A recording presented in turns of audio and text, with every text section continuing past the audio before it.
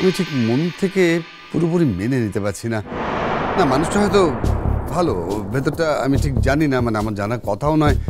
আর তাছাড়া না জেনে শুনে একজন মানুষ সম্পর্কে কমেন্ট করাটাও বোধহয় ঠিক নয়। কিন্তু না রে মা, পুরো ঘটনাটা যা ঘটতে চলেছে তাতে আমার মন পুরোপুরি সায় দিতে পারছে না।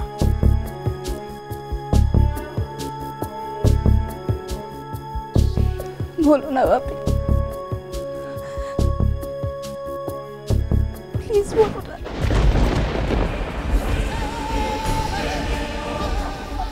আমি আমার ডিপ্রেশনে চলে যাব।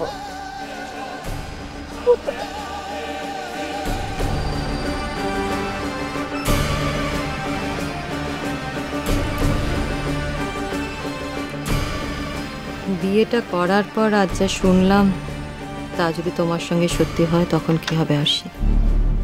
হ্যাঁ,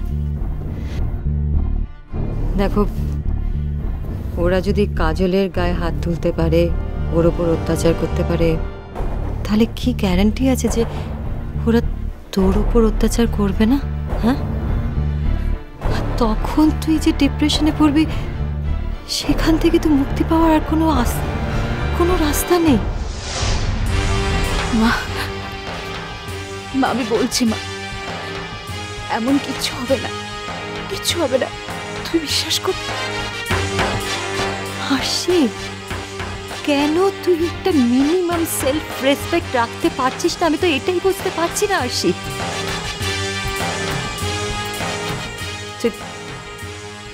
তুই দেখেছিস আজকে অরিনকে?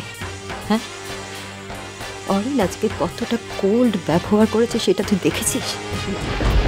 মা, ও আসলে একটু ডিস্টার্বড ছিল, মানে আসার সময় রাস্তায় তো ওর সঙ্গে কাজলের দেখা হয়েছিল, তাই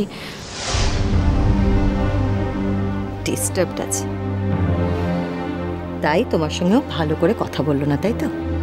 ইভেন ইফ একবার তোমাকে আলাদা করে নিয়ে গিয়ে কথা বলারও প্রয়োজন মনে করলো না। আরশি, তোর একটু অপমানে লাগলো না? হ্যাঁ, এত মান অপমান জ্ঞানী তুই হলি কি করে? আমি তো সেটাই বুঝতে পারছি না।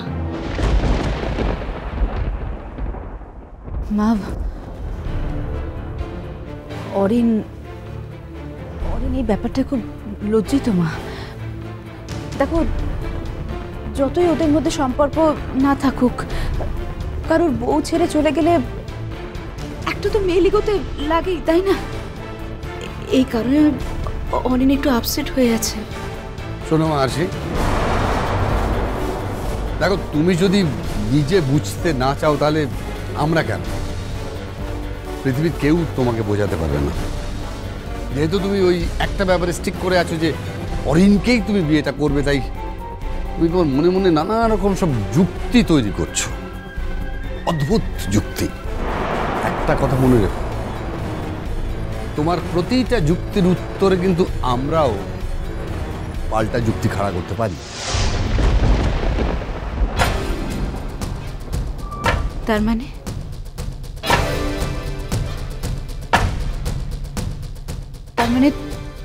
তোমরা কি বলতে চাও?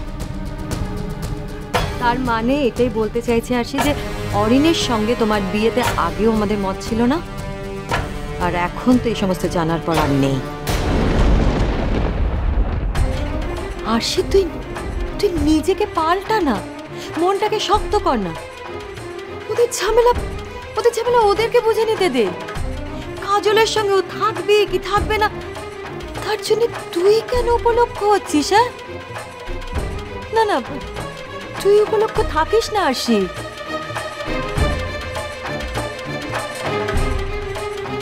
তাহলে সিনের কি দরকার ছিল মা? হ্যাঁ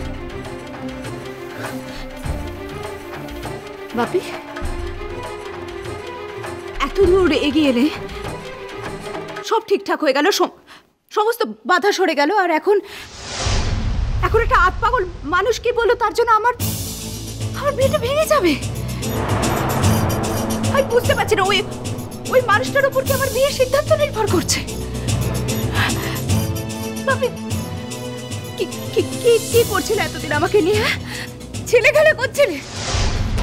ভাবি চুপ করে থেকো না ভাবি, প্লিজ প্লিজ আমার কথার উত্তর দাও ভাবি। ছেলে খেলা করছিল এতদিন আমাকে নিয়ে, প্লিজ। শোনো মা, আমি স্পষ্ট বুঝতে পেরেছি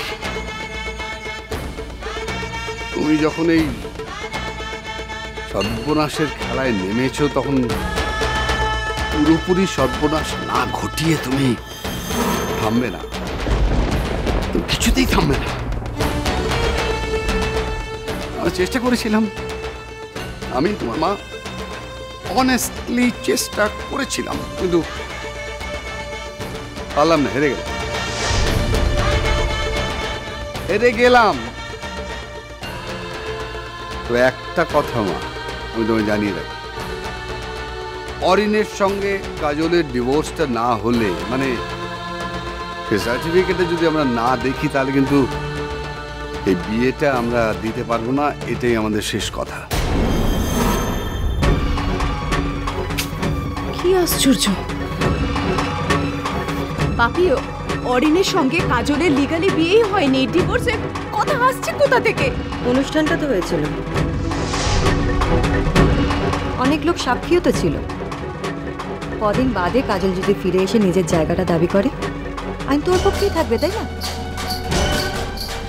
তখন তোমার পজিশনটা কি হবে ভেবে দেখেছ?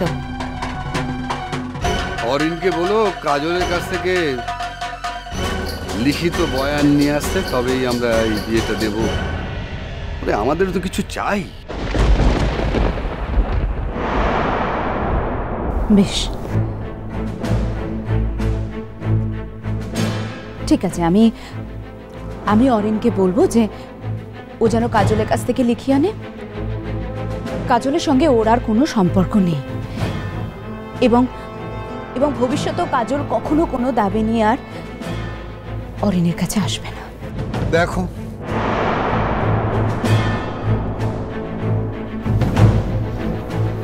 ভুল করছিস, মস্ত বড় ভুল করছিস আরশি তুই।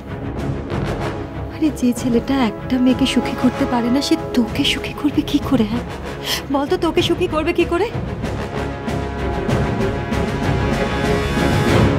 বারবার কেন যে একই কথা বলো তোমরা? মা,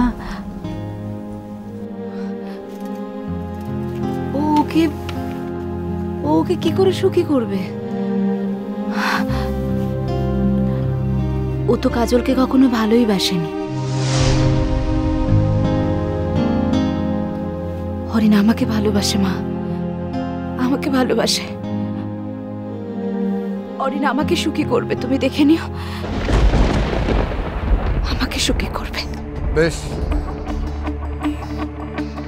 না আর কিচ্ছু বলবো না তোমাকে। তোমার যা ইচ্ছে হয় করো, যা ভালো। তবে কাজলের কাছ থেকে লিখিত বয়ান ছাড়া কিন্তু এই বিয়েটা কোনোভাবেই সম্ভব নয়। এটা তুমি তোমার অরিনকে জানিয়ে দিও, আর প্রয়োজন হলে আমরা ওদের বাড়িতে জানিয়ে দেব।